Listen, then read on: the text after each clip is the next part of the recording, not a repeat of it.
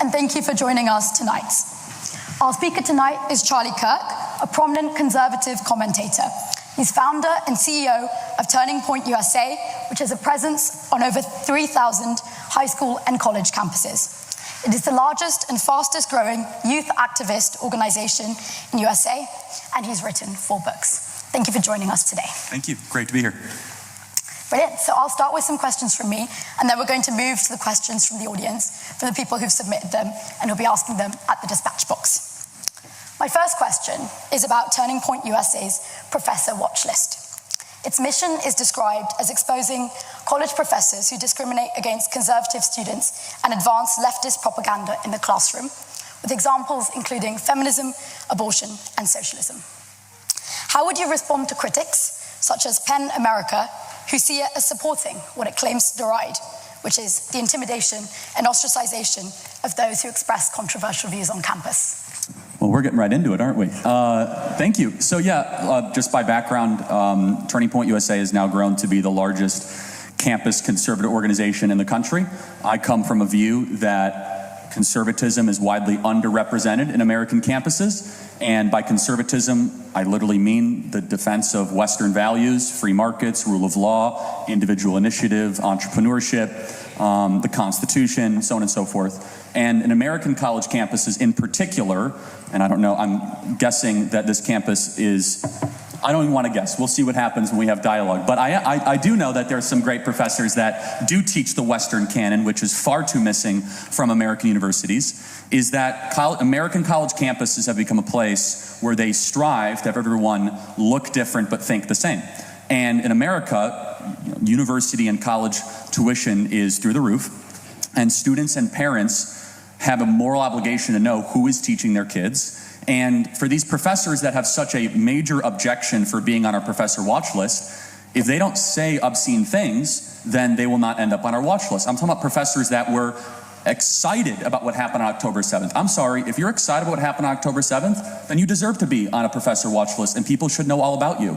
And if people want to fire you as a consequence of that, or if people don't want to go to that school as a consequence of that, then so be it. And so, what was the criticism exactly? It was that the watch list supports what it claims to deride, which is the intimidation and ostracization. Oh, yeah, I mean, sorry, thank you. If the publicizing of certain ideas is intimidation, then I think that's just laughable. It is using our own free speech to expose professors who we believe are making America a worse country. And in fact, I believe in America, higher education has largely posed a threat to Western values. And I think we need more students and more parents to realize the moral rot that universities have become in the Western world. So Turning Point Academy mentions the importance of promoting intellectual growth. How would you respond to critics that such an education system stifles intellectual growth through establishing a fixed set of values, for example, regarding God, life beginning at conception, and 2 genders, rather than promoting intellectual diversity? Sure, I mean, at some point, you're going to have to get to a truth claim. So even to say that you want intellectual diversity means that you think intellectual diversity matters, but by what standard? So you have to actually, at some point, say that something is good. So if someone says, well, the criticism that you're going to tell a kid that something is good, something else, you should have intellectual diversity. Okay, why? By what standard? By what book? By what scholar? By what author? By what worldview? We believe, as an organization, that the West is the best for many reasons. In particular, my own personal views. I'm a Christian. I'm not ashamed of it. And Christianity brought to the world things that we all take for granted.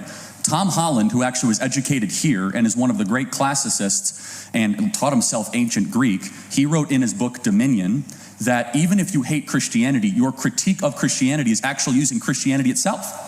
And so this idea of intellectual diversity, I totally support that. And I think that students should read different books and should read different authors. At some point, though, the purpose of education is not to have an endless buffet line for students to sample every bad idea in the world. It's to point them to the good, the true, and the beautiful. And I think we've lost what the purpose of education is. Education in Latin literally means to lead forth. To lead forth out of the cave was the original analogy.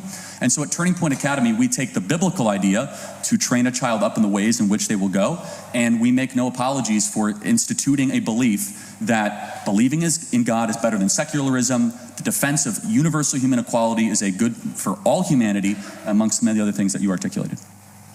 So So how would you reconcile the importance of freedom, which is listed as Turning Point USA's mission on your website, with the restrictions on bodily autonomy, which you support, including abortion, trans-affirming healthcare, and birth control? And how would you respond to criticism of your limited view of freedom? Sure. So first of all, birth control I don't have that strong of views of. So I mean, except for the fact that I've criticized how actually young women that take hormonal birth control might have side effects that are not always disclosed to them. As far as abortion and trans-affirming care, I'll get into that in a second, but I find it laughable, not from you, of course, but some of the people that are always very critical of, Charlie, why don't you just believe in bodily autonomy? I'm sorry, didn't you just mandate a vaccine for the last couple of years? I couldn't visit your country for 2 years because I didn't take a vaccine. So it's my body, my choice, unless so it's my body, my choice if it's another human being in the womb, but it's not my body, my choice if I want to take a vaccine. That was neither safe nor effective. And we all must be very honest about the fact that the public health experts of both of our countries never apologized for the fact that they made you take a vaccine that, by the way, has a lot of side effects for a lot of people in this room, and no one wants to say that. As a side note, though, all the bodily autonomy people, and you guys can laugh all you want, it's fine. All the bodily autonomy people suddenly got really silent when we decided to say, we're going to control your body and control the movement of what you can do. You can't go to the pub. You can't go to the local gathering of friends. You can't go to university. You can't even go into the UK if you don't have a card. So that's a fun contradiction for me. At the same time, there's a difference between freedom or liberty and license. Liberty is the pursuit of things that allow human beings to flourish at its highest possible potential. License is not those things. So on the first thing, you do not have a ability, and I'm sure there will be a question about this, under any agreed upon Western morality, which is derived from a Christian construct, to murder another human being. You do not have that freedom. And so we believe, obviously, because we believe in very basic biology and science, that life begins at conception, and therefore that life deserves universal human rights as applied equally under our laws. As far as trans-affirming care, as far as if you want to do something over the age of 18, knock yourself out. You guys actually have been better than our country on this. You have the Cass report that our country has lost its mind, where the Cass report itself issued an opinion based on my limited but somewhat understanding of it that trans-affirming care for children is highly questionable at best. And so we all can agree that students that are not, or young people that are not yet of age or mature age of 18, of course we limit certain freedoms or licenses or liberties for 15-year-olds. In my country, they can't own guns till they're 18. In my country, they can't even drink till they're 21. In my country, they can't vote until they're 18 in America. And so until someone is of age, you're going to limit that. And so I believe that we should all agree that young people in particular, 15, 16, 17, there should be a prohibition that you should not be able to cut off your breasts or go under life-altering, irreversible, gender-affirming care just because you might be going through a temporary phase. So you spoke about vaccines and the COVID-19 vaccine. How would you respond to accusations about you misusing your platform and purporting misinformation during the COVID-19 pandemic, including speaking against the COVID vaccine and speculating about deaths caused by it, and being briefly banned from Twitter for claiming that hydroxychloroquine was 100% effective in treating the virus? Well, I'm back on Twitter now, thankfully. New ownership. I appreciate the question. Has anyone asked our public health leaders that question? Will they apologize for everything they got wrong? The lockdowns were completely unnecessary. They should never have happened. And the young people of the West lost proms, graduation, whatever equivalent you have here in the UK, for no good reason whatsoever. And you guys can laugh all you want, but let's look at the data. Suicide rates of young people in the West went up after COVID. There's speech delays. There's a misery problem. And we locked down the generation of people that needed to be locked down the least, that have now bared the consequences the most, on top of a hyperinflation crisis, which caused a housing crisis, which has caused a sovereign debt crisis. All for what? Because we were worried that something that materially was never a greater threat than the seasonal flu to these people in this room it was never a greater threat than the seasonal flu. That is a fact of science, because we have to trust the science. And again, we can go back and forth, but this is the more important thing. It was never about trusting the science.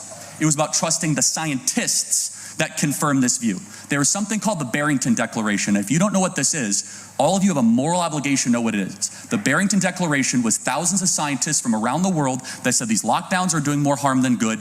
And the one thing that we never talked about through all of this, that now the pharma companies magically discovered after they were able to proliferate a vaccine, is early interventions. Is the fact that if you catch COVID early, what is your vitamin D level?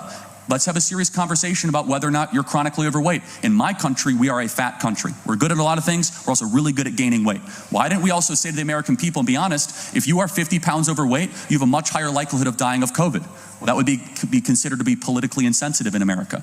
So how do I respond to critics? Honestly, I'm proud of the work that we did during COVID. I opposed the lockdowns from the beginning. We talked about early interventions. We platformed people that were right all along. And meanwhile, the people that got the most important public policy questions of our time wrong have never felt any sort of criticism. They've never actually faced justice. And I think we, the people of the West, deserve an apology from our leaders for all the suffering that they inflicted on the young people of both our countries. So you've described recently how it used to be 10 vaccines, now it's 72 shots for our babies. Something's not right and our kids are sicker than ever. How would you respond to criticism that your rhetoric regarding vaccinations is dangerous and irresponsible when considering a global rise in vaccine distrust and deaths from vaccine-preventable diseases, including measles and meningitis? Well, first of all, number one, you can use your own agency and you can get 9 COVID shots if you want. I'm not preventing that. I think, though, that a robust conversation needs to happen that inoculations have risen across America. I'll just talk about America. I know this for certain. Inoculation and vaccine rates have risen, and chronic diseases are higher than ever. And there is a perplexing rise in a lot of the secondary and third-tier issues. Of course, I'm pro-vaccine. If you want to get vaccines, we should do it prudently, we should do it appropriately, we should do it smartly. But in the same way, we should also simultaneously respect medical freedom and religious conscience.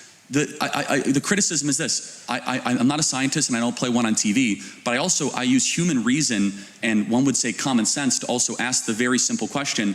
The public health authorities got almost every major question of COVID wrong. Why should we continue to delegate trust to them? Trust is earned, it is not given. And so, yeah, look, I'm sure someone's going to ask a question or two about that. That's fine. I'm by no means a quote-unquote expert on all that. But let me also question this. The experts, they have to now, number one, you have to apologize when you get something really wrong. And I think you have to get back into the public square and prove to us why we should trust you when, for example, in my country, I'm not sure if it was for you guys, we had this thing of 6 feet to slow the spread. Anthony Fauci just made it up. The data shows that he just arbitrarily made it up. There is not a single public health reason why we had 6 feet to slow the spread. Locking down schools. Actually, what made COVID worse and delayed the inevitable spread. The only country in Europe that I think was a model was Sweden. They kept schools open, they kept restaurants open, they leaned into herd immunity, and generally their statistics were way better than some of the other countries that were correlated to it. So everyone has the agency to do what they want to see fit. And yes, I do think that there is something troubling when the childhood vaccination schedule goes from 10 shots to 72 shots, some of which are things, for example, hepatitis B. Upon birth in America, I don't know how it is in the UK, within seconds, they will inoculate a child against hepatitis B. Number one, hepatitis B vaccine expires by the age of 13, and there's only 2 ways to get hepatitis B, through sexual intercourse or through intravenous drugs or some other correlated way. So unless it is a son or a daughter of an active drug user or a drug mom, totally get it, which you can test for in utero, the argument for hepatitis B vaccine within seconds of a baby being born is, I think, questionable at best. And so those of us that even ask the question, why are we using a hepatitis B vaccine when we could maybe wait till they're 12 or 13 and when they're sexually active? No, you must do it and you must just trust the science. Okay, well, that's not good enough for us. So Turning Point USA acquired Students for Trump in 2019 and worked on targeting students on college campuses, especially ahead of the 2020 election. However, despite an increase in youth turnout in 2020, Trump support was worse with young people in several battleground states than 2016. How would you respond to critics who claim that this failure was partly due to Trump outsourcing youth outreach to Turning Point USA? How did he do this last election? Well, I mean, his support was better in youth, but it was still lower lower amongst youth than the Democrat support was. We won the youth vote in the state of Michigan, and we ran basically the entire youth operation in 2024. In fact, anyone can look on ChatGPT, Grok, or Google. I mean, whatever you want, like, we crushed the youth vote. Even Democrats acknowledge it. There's story after story after story. Why are young people moving so far to the right? And so, will you give me credit for that? I mean, why do you think that, like, in several key states, even in 2024, amongst the young people, we did anywhere between 10 to 25 points better in the key battleground states. This is not just conjecture, it is material fact. Both young men and young women moved to the right dramatically. In America, young people are Donald Trump's most loyal cohort, not even baby boomers. According to the Yale Youth Poll and the Harvard Youth Poll, Donald Trump has actually made the most gains amongst younger voters. And I guess maybe something we did had something to do with that. And what do you see as the future of conservatism amongst young people? I think it's going to be the dominant, God willing, dominant worldview amongst young people in America, and it's ascendant. Again, what we are seeing in the States, and I don't know if it's the case here in the UK, young men in particular are on pace to be the most conservative generation in history, and it's an exciting trend, and we're leaning into it. We see this in the macro trends. We also see this micro. Young women are following suit. There's kind of two Gen Zs. There's Gen Z that was basically out of college or near end of college at COVID, and then there was Gen Z that was in high school. What would the equivalent term here be in high school? Whatever you call. Yeah, okay. And they had their lives obliterated. Those are the most formative times of their life, 15, 16, 17, 18. They were forced to wear masks. They had to do school through Zoom. They saw friends that, many of whom that took their life, or suicide rates went up exponentially. And also, on top of that, we had this insane race stuff in America during 2020, otherwise known as Floydapalooza, where we decided to burn our country because a guy drug overdosed on the streets of Minneapolis. And that's true, he did drug overdose, not just my opinion. Just read the medical examiner report, the Hennepin County medical examiner report. And so then all of a sudden we decided to, like, commit cultural suicide and throw statues. By the way, in London, they, like, threw a statue into the river or something because we're systemically racist. I'm sorry, our two countries are the two least racist countries ever to exist in the history of the world. And you guys should also be thanking the Lord that you have someone like William Wilberforce to look up to, and you should be building statues to Wilberforce, not taking down statues of your history, because it's thanks to Western values that we abolished slavery, and the world is a profoundly better place because of that worldview, and we as conservatives are unafraid to tell that story and that truth. So you've condemned the Civil Rights Act of 1964 as a huge mistake. Correct. Why do you believe it was a mistake to pass anti-discrimination legislation? And what do you think would be better policy for being treated fairly and equally, which you see as an American principle? Yeah, nothing against the intent, but it was too broadly written, and it played into something called disparate impact. Disparate impact was woven within the Civil Rights Act, and disparate impact basically says if two racial groups have different outcomes, the answer must be racism. It does not allow any legal nuance. So there are four components to, quote unquote, the anti-racist regime of America. I don't pretend to know what goes on in this country. I could just talk about America. I'm sure that's fine. And it's four components: affirmative action, critical race theory, DEI, and disparate impact. Those are the kind of the four components. All of them have their subsection. The Civil Rights Act led the way to affirmative action, which is weaponized, quote unquote, reverse racism against Asian and white people. And the Civil Rights Act also blazed the trail for disparate impact as a legal theory, basically saying that if black Americans are doing worse in a group, it might not be because of marital differences or cultural differences or single motherhood issues. It must be racism. And so because of that, the Civil Rights Act was too broadly written. It's now being applied in my country as a way to get rid of voter integrity, to get rid of election integrity, get rid of voter ID. The Civil Rights Act is also now being applied to put men in female locker rooms. So the intent, it should have been a single page or a two-page bill to say that you cannot discriminate against based on the color of somebody's skin, period, end of story. Instead, we get a multiple 100-page bill with lots of chapters and lots of lesser-known amendments that created basically a permanent anti-racist bureaucracy within our federal government to go find racism where it doesn't exist and create it new places where otherwise did not exist. So you've described Martin Luther King Jr. as awful, not a good person, even though many conservative commentators have spoken in support of what he says, including his quote, where they will be judged about his children, where they will not be judged by the color of their skin, but by the content of their character. Statement. He was right there. So does his speech and his general ethos not then agree with your views on DEI? No, I've complimented him as well, but I mean, first of all, he was a personally morally flawed man, and to be fair, a lot of people I sometimes look up to are morally flawed. But also, I mean, we're all morally flawed. We're all sinners. I would hope actually, many of you probably don't believe in God, so never mind. So look, Martin Luther King, in a lot of different ways, had a promise of a colorblind America. I don't want to go too deep into this, because I don't know how, maybe it's very interesting to UK students about MLK, but there is a mythology around MLK that does not warrant the reverence that he gets treated with in America. Should he be mentioned amongst lots of people in the 20th century that was complicated, and at the end of his life advocated for a more communistic view, and then actually got away from race blindness and actually got towards race obsession? I'm totally cool with that. He did some great things. He did some things that were not so great. In America, though, you must understand, he is looked to as the new founding father.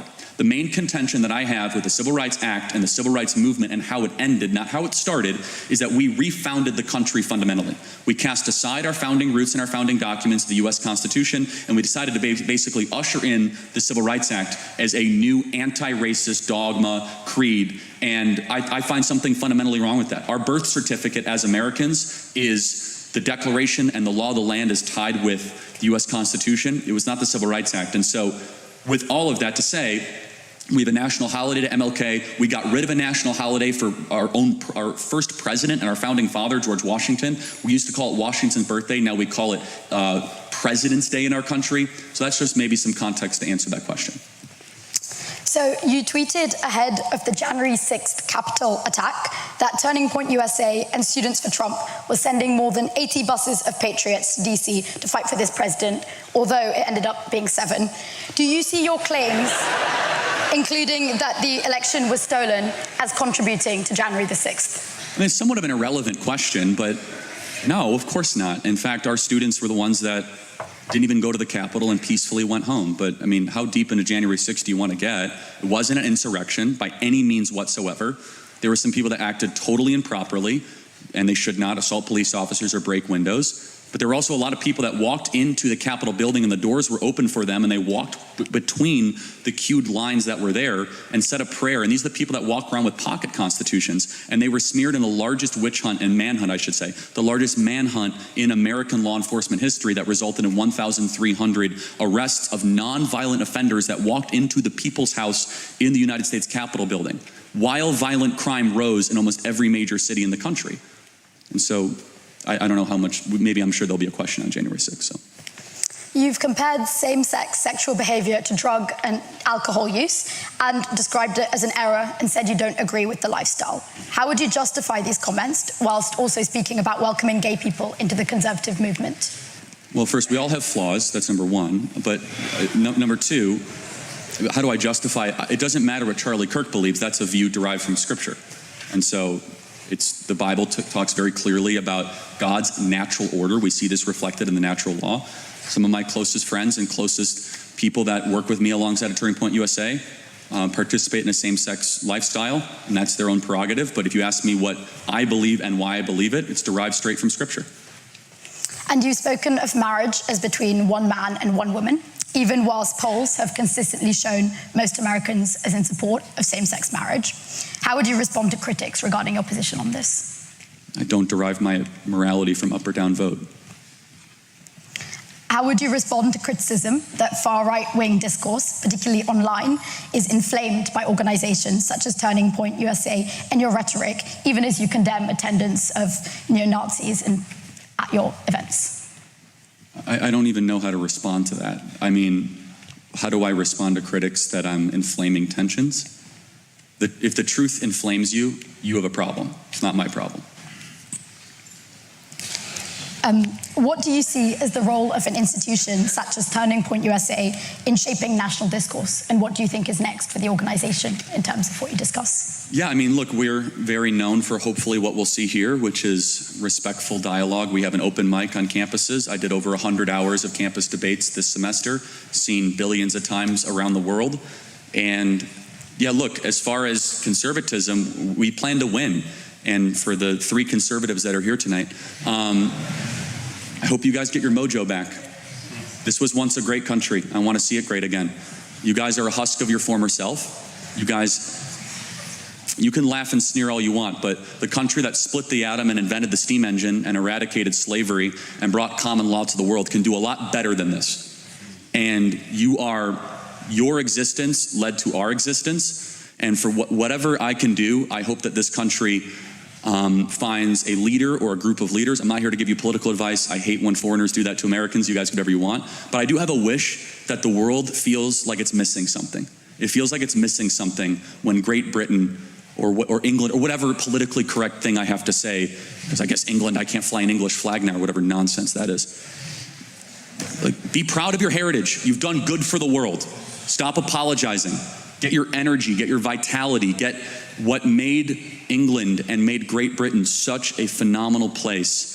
I hope you get that back, and I hope that you reject the swan song of multiculturalism and get back to the fundamental truism that a strong Britain means a strong world, and therefore a strong West, and we can stand up for what is good, true, and beautiful. Would you agree with commentators that your politics have become more conservative in recent years, and what's caused this shift? Yes. Partially, honestly, getting married and having children, something that I hope all of you do. Getting married and having children is an objective good thing for yourself and for society, and for, of course, your children. The fact that we're having less children in the West is a very alarming trend. And as I got more conservative, as I got married and I started to have a couple kids, I started to realize this is what I'm fighting for. And I understand the threats against their well-being and their livelihood. And then also I got more serious about my faith. So you've spoken today against affirmative action in educational institutions. How would you propose making excellence in education more equitable for students from disadvantaged backgrounds? IQ tests. And do you see equal treatment as possible without considering... No, just so we're clear, IQ tests don't have anything to do with background.